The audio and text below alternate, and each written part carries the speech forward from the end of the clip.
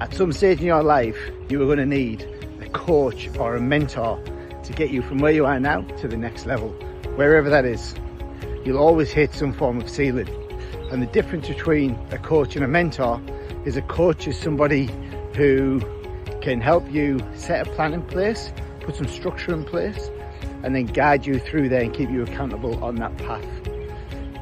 Sometimes these coaches might not have the experience in the field that you are in to help you get to that place, but they will have a process and a system that can help you tick the boxes off along the way.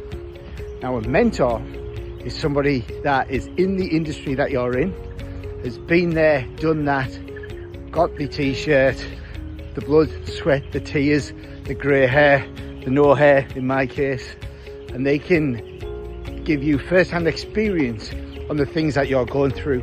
And I've had mentors in my life that took me so far and got me to the level that I needed to go to, and then I had to find a new mentor to take me to the next level, and a new mentor to take me to the next level, and a new mentor to take me to the next level.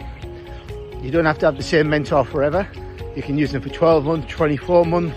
You can have two different mentors at the same time, both teaching you two different things or guiding you through two different things. So that's the difference between a coach and a mentor.